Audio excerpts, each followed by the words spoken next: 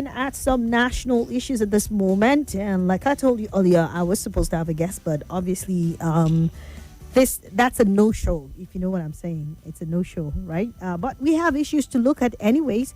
We'll talk around 2 issues today, and one has to do with the seeming war between, war of exchange of words between Dangote and, of course, the NMDPRA boss, okay? There is an allegation coming from the chief executive officer of an allegation against the chief executive officer of the Nigeria Midstream and Downstream Petroleum Regulatory Authority, and that is NMDPRA. Sometimes to call this is always a mouthful for me, but it is the Nigeria Midstream Downstream Petroleum Regulatory Authority. Farouk Ahmed, okay, Aliko Dangote, that is the president of the Dangote Group, has alleged that Farouk Ahmed paid about $5 million for the secondary school education of his 4 children in Switzerland, calling for full investigation and public explanation. Now, remember, someone once said that building a refinery in Nigeria has made Dangote to become very, very vocal these days. Once upon a time, you hardly hear anything from Dangote. Maybe once in a blue moon kind of interview about his business venture, tapping from his wealth of experience and knowledge.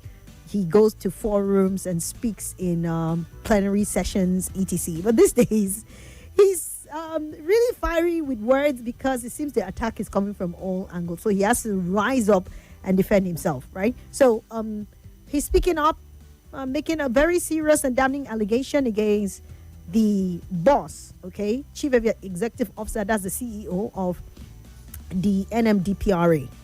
Okay, and that is Farouk Ahmed, and he's saying that a full-scale investigation needs to be carried out on this particular man, that he has paid about $5 million, which is a lot of money, for his children in Switzerland. And he's saying, you need to investigate this man.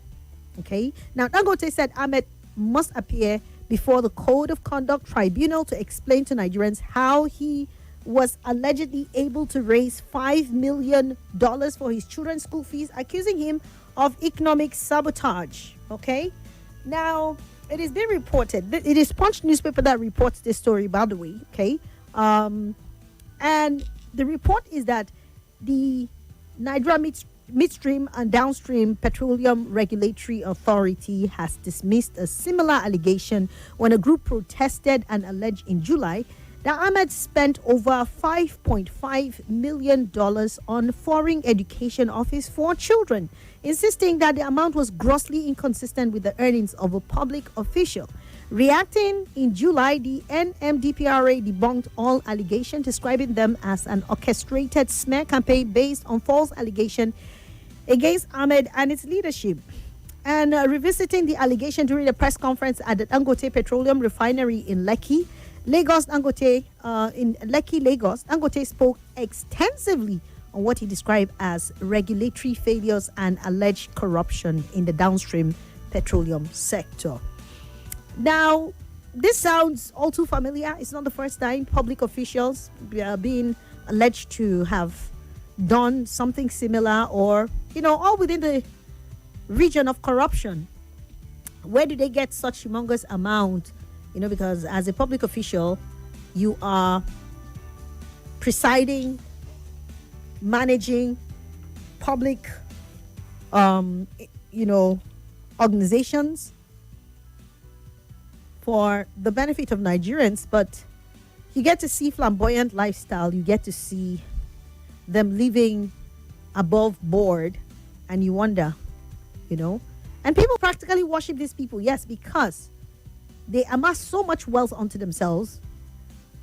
And in the real sense of it, when you look at it, this public wealth or this public monies should ordinarily be used for the benefit of Nigerians. But the people who are supposed to be beneficiaries of these funds end up clapping, hailing, worshipping these people who are taking from them robbing them of what is duly theirs, and they are amassing such and, disbursing it for the use of their family, their friends, and cronies. And that is what, the story has been over the years. And in recent times, the allegation has become so bad, with so many public officials walking around with lots and lots of allegation, and nothing much is done about it. Let me take your mind back to Betta Edu, right? I'll still always want to make reference, because I think she was one of the few people who had to come under the hammer, the sledgehammer of this administration, for that allegation that became widely circulated. It became very viral, where she made some, it was revealed how she asked for public funds to be paid into a personal account, which is contrary to how, the payment in government circles. I mean, there is normally a procedure. There's a rule of law through which these things go through, or a structured way that these payments are supposed to be made if they are supposed to actually be recognized as official and legitimate. But then Betta Edu was shown through evidence, clearly, glaringly, pictorial evidence here and there, and questions were asked, and then somehow she came under the sledgehammer of the Tinubu administration, and she was suspended from office. And that's just been, but in recent times, if I ask you, I'm sure you would tell me about 1, 2, 3, 4, 5, and even much more public officials who have had one form of allegation, whether it is monetary corruption, allegation, or some form of irregular behavior that is not consistent with what it should be. And this is part of it. It's not the first time this CEO, that is Ahmed Farouk, has had to come under this sort of allegation.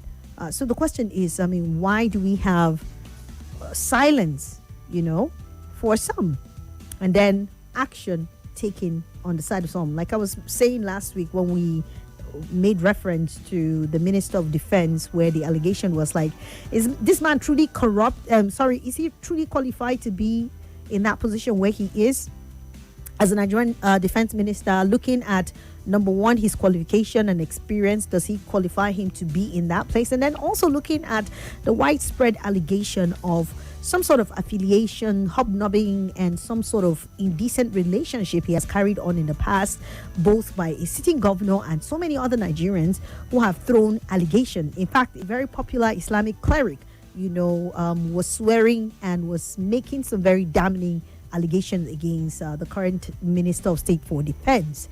But then we have not seen anything taken. And that's it. That's one of the many. And now this is it. So Dangote has come into the arena and is actually raising this concern. So you would wonder what can or what will be done. Okay, he revisited this allegation after some people in past, brought about a similar allegation when a group protested and alleged in the month of July of this same year against the same NMDPRA CEO of paying 5.5 similar allegation about paying money or tuition fees for his children in Switzerland to the tune of 5 million dollars. And so you would wonder what can be said or what will be done. Are we going to sweep this under the carpet again? Okay. Many would allege that this is coming about because of the wars that the other people, key players in that industry is having with Dangote. Maybe due to his price crash, which he wants to bring in, and the resistance and a lot of other bottlenecks that are being posed to him. You remember at the height of that controversy between Pengasing and Nupeng, insisting that he needs to register under them.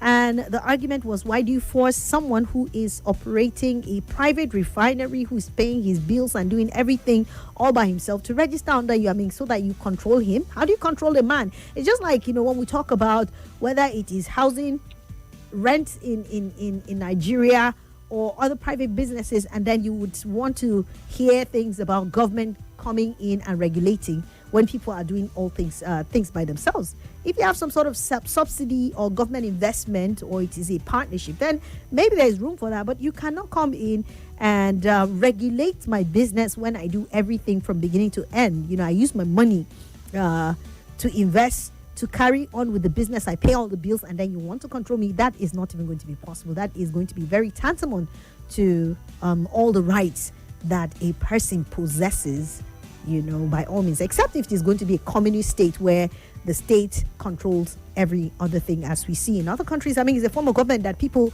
practice on a daily basis. A common example is China. So there is room for that. But if we are practicing democracy and also our sort of economy, where it is tilted more in favor of the capitalist and all of that, then you would want to see the justification for the resistance and so on and so forth. So yes, this stems out from the back and forth, the clashes, the power play, of course, that Dangote and all the other players in the industry are having to,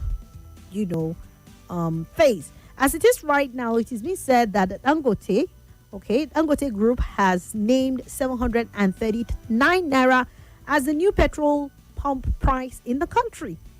And so many times, both theories flying around, and in reality you tend to see that there is some sort of resistance when it comes to crashing of fuel prices in Nigeria. And you wonder why that is. At the height of the removal of the fuel subsidy in this country, one of the many arguments for those who were for the removal of the fuel subsidy was the fact that the removal is going to take away a lot of corruption in the industry and would deregulate the sector. But up until now, 2 years and still counting, and we're asking questions. Let's take this quick commercial and come back. It's not just a package anyhow, whether na customer items or gifts for your people inside Nigeria. GI. Hi everyone, my name is Swat. That's the name my father gave me, but you can always call me Her Vocal Majesty. I'm the host of The Sunny Side on 95.1 Nigeria Info. It takes place every weekday, noon to 3 p.m., where we get to have all the lovely contemporary conversations. If your days are normally long and gloomy, well, not anymore, because I'm here to make it all bright and sunny for you. So join me. It's an invitation. You don't want to miss out.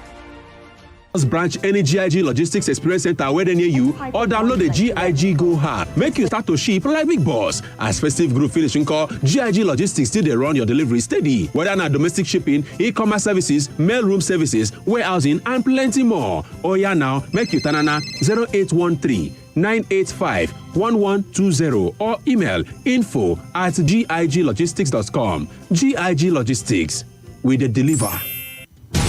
Welcome back to your number.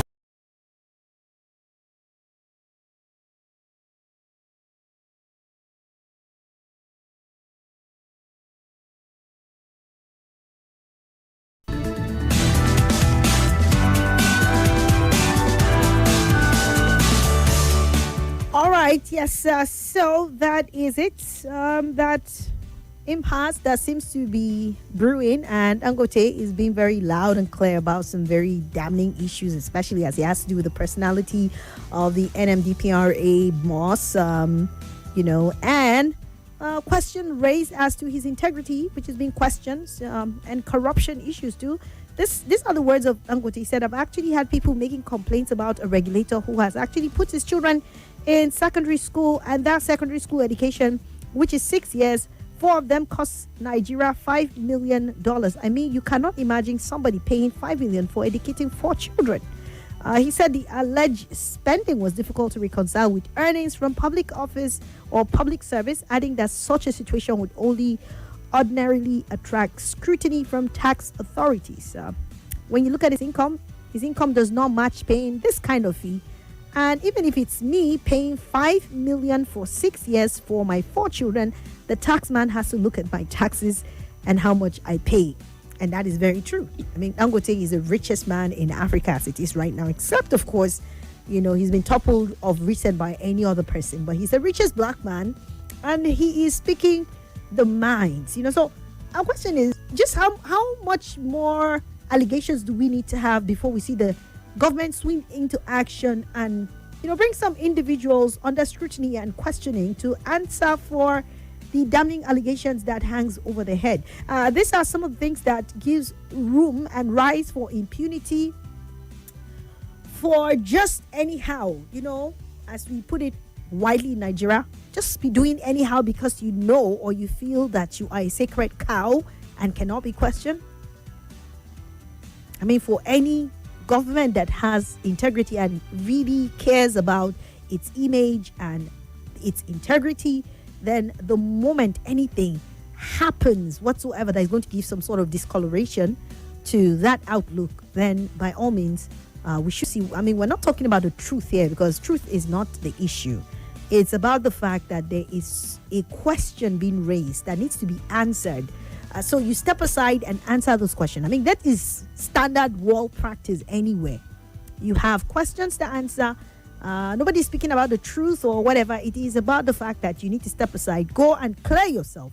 And when you are found not guilty, then you can come back and somehow you can be reabsorbed, having been cleared, and you can fight for it. I mean, we've seen instances where people were cleared, they were acquitted by the courts, and they come back in this public sphere, and you dare not slander them by calling them criminals if they have been acquitted, really.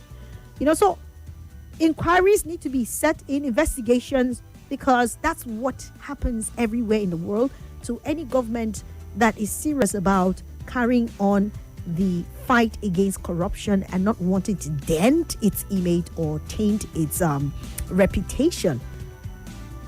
So it's up to the Tinubu government to rise up and look at the growing number of very concerning allegations against some public officials, whether in service or elsewhere, and do what is needful to ensure that this worrisome trend just does not continue. So, and out, as I was saying before the break, also about, the crash of prices of fuel or PMS in Nigeria. It says that bearing any last minute, MRS and other partners of the Dangote Petroleum Refinery are set to begin selling petrol at 739 naira per liter. Before the break, I was trying to say that, one of the arguments or one of the debates that was ongoing for the removal of fuel subsidy, those who were proposing and were actually siding with it was, the eventual price crash that Nigerians would experience, seeing that it was going to open up the space, it was going to get rid of corruption and so on and so forth. All the arguments for the removal of fuel subsidy. But this is 2 years and 7 months still counting, and every time, I think the lowest we've ever experienced. If this would come to reality, this would be the lowest ever I think Nigerians will ever have to pay for the price of fuel at 739. I don't know if we've gotten that low, but I know that we've gone down to up to 800 and maybe 850 or thereabout. Within that region, we've seen the crash, and then before it comes back to 900 and then maybe 1,000 again. So the theories around is that some of these cabals are fighting Dangote so that he just does not crash the fuel prices.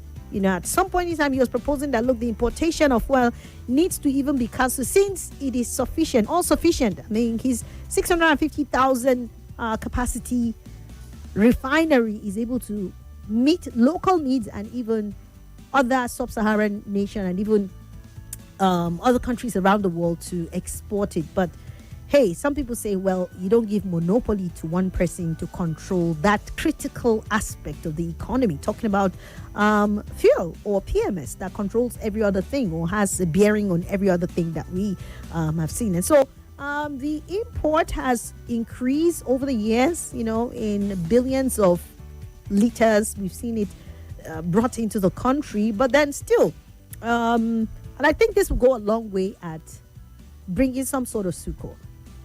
You don't know the sort of relief that fuel price crash will bring into the country. And that's why we keep proposing and pushing for the fixing of the refinery, the privatizing, whatever it's going to take for our refineries to work, so that we see both the private and the government. I mean, because there are rumors of more private refineries coming up on board, and that's a very good one for Nigeria. Now, imagine if the government refineries are up and working, plus the private refineries combining forces. I mean, what stops us from actually taking the lead in doing that? I think there are about 2 countries in Africa right now that do not export or do not import fuel. I think Algeria is one of them. Egypt is the other one, if I'm not mistaken. But correct me if I'm wrong. Those are 2 countries that do not import. They refine on their own and just are self-sufficient. And it's working for them. Their economy is good. I mean, in recent times, Algeria, Morocco have shown to have very strong economies within the sub-Saharan region. And we have all it takes. But because of the politicking and all the other corrupt practices, of course, you just see this bottleneck and it makes it look like, hey, fuel is one commodity that is very impossible. I mean, it takes our mind back to some few years ago where we're buying barely at 100 and something naira in this country. So why is it so hard to see this prices crash down to a very affordable level where Nigerians can just have some peace of mind and rest of mind? Okay, so 739 naira per liter. This comes 2 days after the refinery slashed its petrol gantry price from 828 to 699 naira per liter. Speaking at a press briefing at the Lekki refinery on Sunday, the president of Dangote Group, Alhaji Aliko Dangote, said he was aware that despite lower gantry prices, some filling stations often choose to keep pump prices high, thereby sabotaging his efforts. And that's what we're saying, right? According to him, MRS would commence the sale of petrol at 7:39. Hey, God. I hope this is not going to cause some sort of fuel queues. Because normally when that thing about Dangote fuel being heavier and lasting longer, more than other petrol bought from other stations, we saw a high rise in the long queues, most especially in this MRS filling station and all the other partners of the Dangote filling station, right?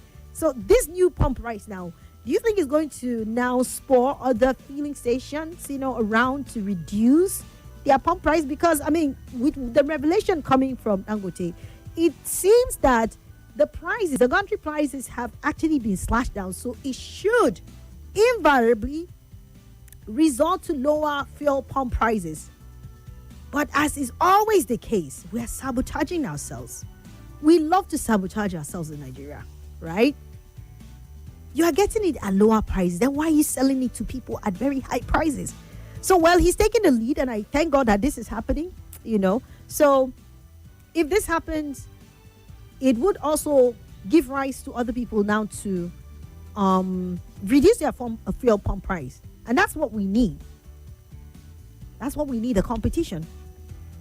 So this would even make people to say, hey, you know what? We need other private investors in this very sector that would just ensure that the space is open up so people can come in and, have a lot of competitiveness so that we will have some sort of succor and so on and so forth. So according to Dangote, MRS will commence the sale of petrol at 739 naira per liter from Tuesday. Okay, so while other partners would follow, it's not just the MRS, but there are other partners, filling station that partner with Dangote.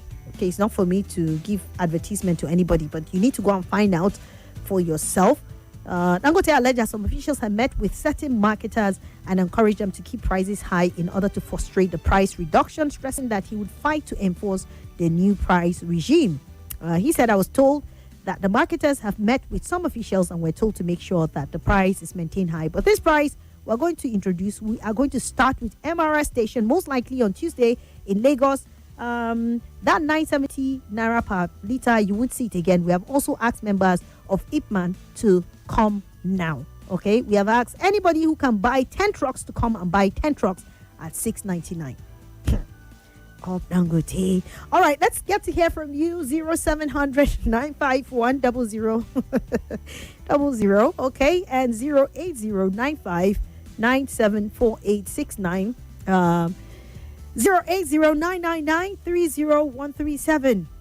There are cabals who love to frustrate Nigerians. I mean, by all means, you can beat your chest, close your eyes, and say that with all certainty. It's very obvious. Hello, good afternoon. Good afternoon.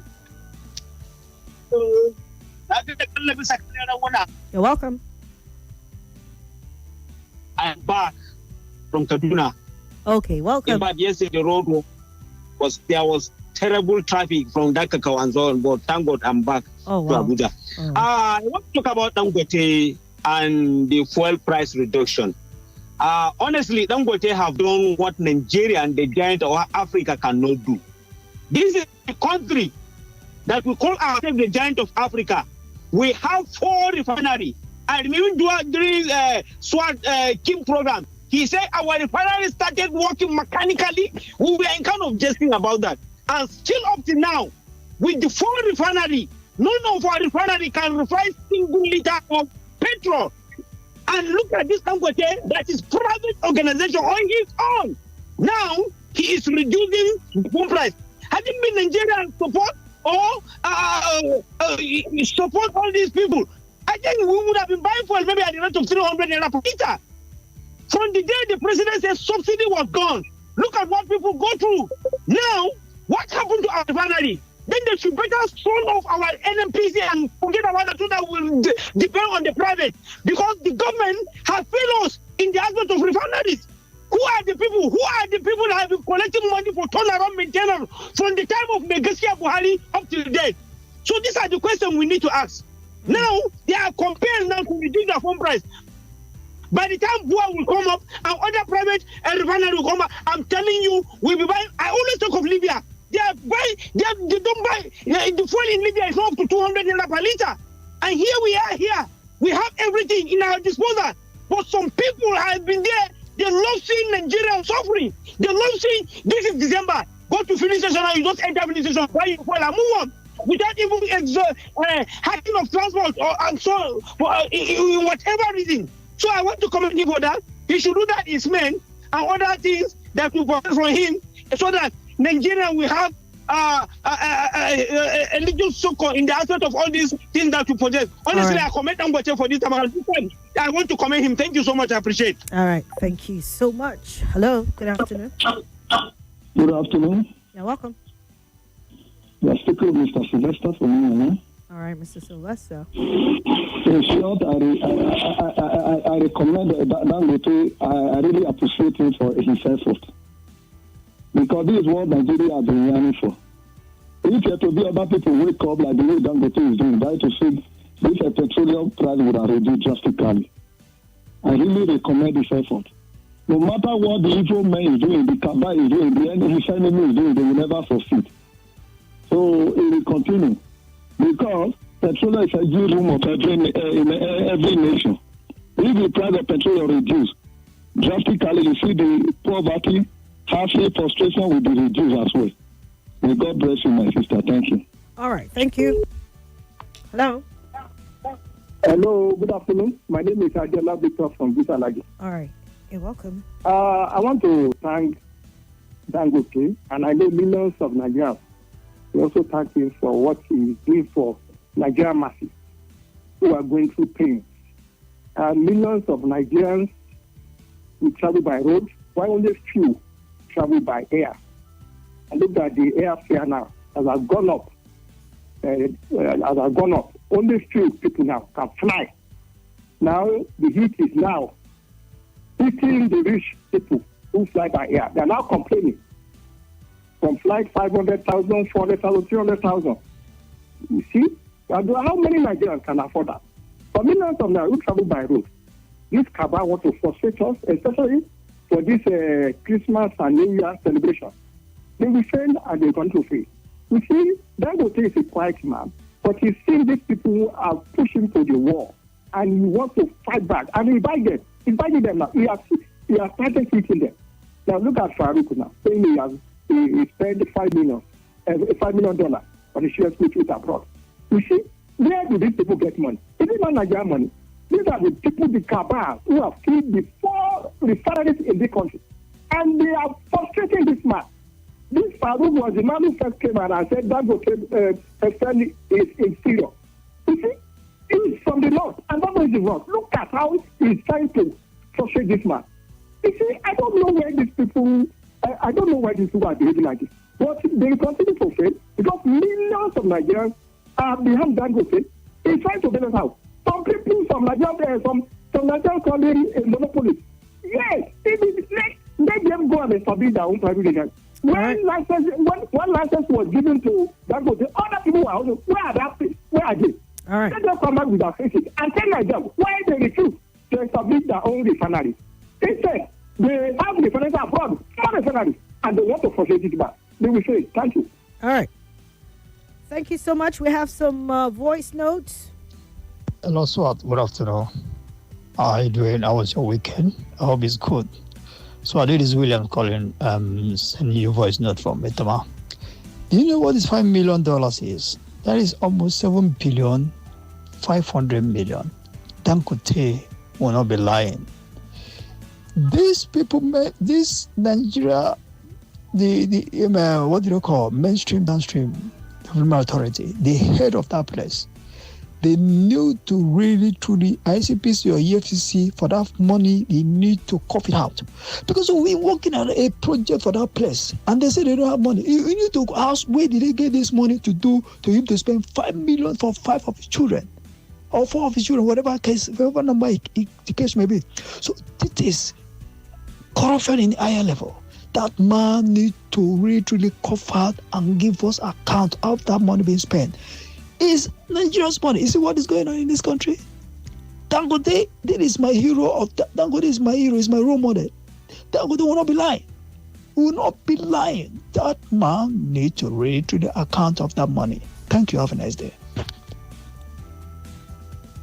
I said the key message is that I think we are allowing our road to destroy the economy of Nigeria.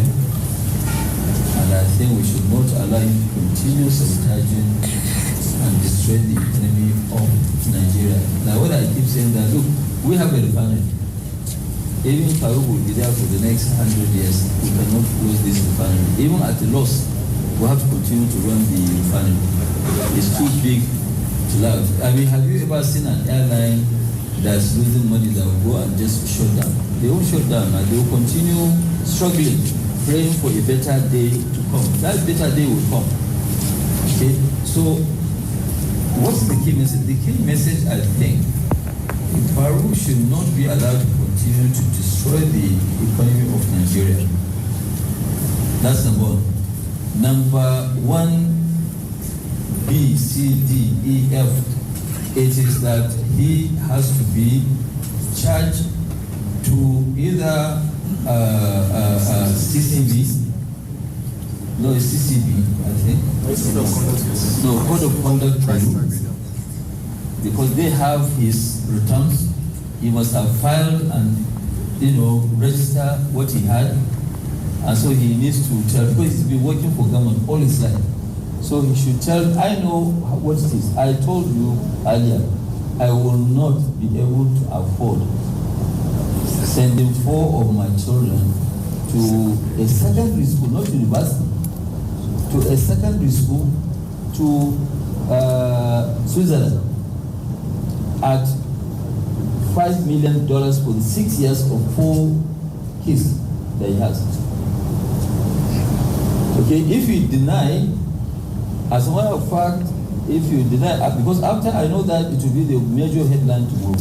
So when he denies it, I will publish with my name, saying that these are the schools that they attended and for.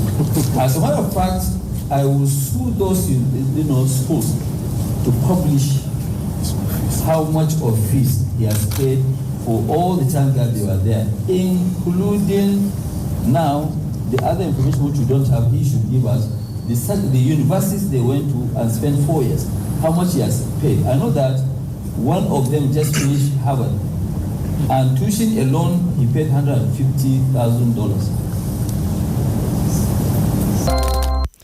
So you heard the richest man, black man alive, talking. He said, I cannot afford that. So where did Farouk get that sort of money? Working for the government. And these are questions we need to start asking. These investigations need to be carried out. The CCT needs to rise up to its responsibility. We cannot continue looking the other way. I mean, it will be a different thing if it is a political opponent that says this and say, no, it's a political persecution. They are only after my they want to destroy me politically. But this is Dangote. I mean, what does he have to lose? He's the richest black man in Africa. And he's making this sort of allegation. And not just about the 5 million. He has also, it wasn't even complete the story we gave you. The 150,000 US dollars for Harvard. I mean, where do these people get this sort of money? And is the Tinubu administration going to be quiet and look the other way? Because that would be an indictment that corruption is permitted for those that have made it to the front pages of newspaper and those that have not. We will still await to see what this government will do. But let's continue taking your contributions this afternoon. This is another voice note here. Good afternoon, Barrister Swat. How are you today? I'm fine. My name is Obedient Elder Comrade Tony, recording this voice note from Abuja. Now, I've listened carefully to some of your stories that you brought out this afternoon for discussion. And the one that interests me most has to do with cases of burgeoning corrupt issues that is still plaguing this country. Since 1960, Barrister Swat, let me just be straightforward in this issue. For me, I have been a strong advocate for the death penalty by firing squad for all corrupt officials that are found guilty by our courts. That is the only way out.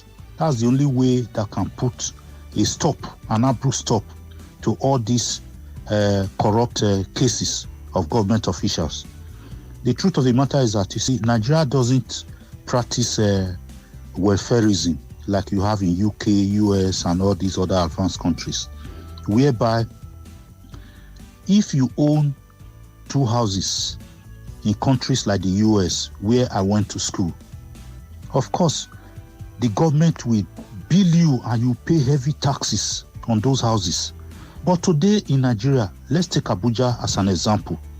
Go around the city and see brand new estates that have thousands of houses that are empty. Now, Barrister Swat, let me ask you one simple question. Do you think that if you earn your money legitimately, can you just begin to build houses, estates, and leave it fallow without people occupying them? It's because most of these estates springs up as a result of corrupt money. Indeed. I remember when over 700 houses were seized from Emefiele, and that is just one of the many estates that he possesses. So you're very correct, Elder. You find one person, rumors of owning tons and tons of estates. Maybe in one estate you have over 100 houses, 50 pieces of houses all across the country. It's only in Nigeria that these things do happen. It just beats our imagination, and we just carry on as if nothing is wrong. Nothing is wrong. Okay, let's move on. This one said, Auntie Swat, he said, up Dangote. Of course, now it's up Dangote. This one says, our problem is the drivers. Even if they sold it at 500 naira, the drivers will not reduce price of transportation. Nigerian government should have a task force that will be at every terminal to be arresting any driver that take more than what he's supposed to collect from people. Olale Babalola, I would rather than you saying that drivers should collect, I would rather that government floods our road with some of these buses that would ferry people to and fro different parts of the country at state level, at the FCT, at very subsidized, prices. I think that's the best way, because this thing about ensuring drivers, like we said earlier on, Nigerians carry on their private businesses, and for whatever reason it is, fuel prices might come down, but spare parts, have they reduced? They've not reduced the prices of such. You still import them at a very high exchange rate. So you cannot tell drivers that they need to, because not just only fuel that is, firing their business or is catalyzing their business. If you look at other factors, how much they buy this, how much they do this, how much they buy engine oil, which has not reduced prices. You cannot tell them to reduce this money because they are still spending equally high prices, So I would rather advocate, instead of saying, okay, drivers should reduce. I mean, it's okay if they choose to reduce, but how about the government flood our roads? People going to Kubwa, going to Lugbe, going to Karunyanya from the city center, they're working, and on everyday basis, people want to move from one point to the other. Instead of the normal 500 you collect, if government buses everywhere collect 100 naira, 200 naira for people, this would reduce drastically how people would patronize the taxis of this world, and somehow they would also be forced to reduce their own prices. I think that's the best way. But no, government is just not eager, to bring in their own aspect of ensuring that the welfare of the people is taken care of. And so they leave everything for Nigerians to carry on, and the burden is too heavy. And then you want to tax them again on top of that. You get? So yeah, I mean, I think that's one of the best ways we're able to tackle that, especially. Olufemi Victor said, good afternoon, SWAT. On the issue of Farouk Ahmed of the NMDPRA, the question to be asked is that his children in Swiss school? If yes, how did he get the means to send them there? Nigeria is in a mess. Okay, thank you, Olufemi. OKJ said the capitalists in Nigeria have a union called Private Employers Association of Nigeria, through which they press for their interest but never allow unionism amongst their workers, so that they enslave them, turn their contractual agreements and rights to privileges, cause them to work under harsh conditions without anyone questioning their authority and actions against their enslaved workers. Good afternoon, Masays. OKJ, thank you so much for your contribution. Hello, good afternoon. Hello, good afternoon, Mr. Swat. Yes, sir. Welcome. Abakar calling from Gwawalada. Okay. It's pathetic. For more, right after this. We're bringing back again Christmas in the City with Peter P. Square and Juicy General. Come enjoy unadulterated comedy with your family, friends, and loved ones. Comedy by Real Warrior Pekin, Josh Tufani, MC Casino, MC Mitty, MC Nappy, Shortcourt, MC Bob, Mazi Prosper, Mr. Ode, D2, MC JP, DJ Fancy, and many more. Music by Peter P. Square. Chop my money. Chop my money. Host, the MC of the capital, Shooks to General. Date, Christmas Day, 25th of December,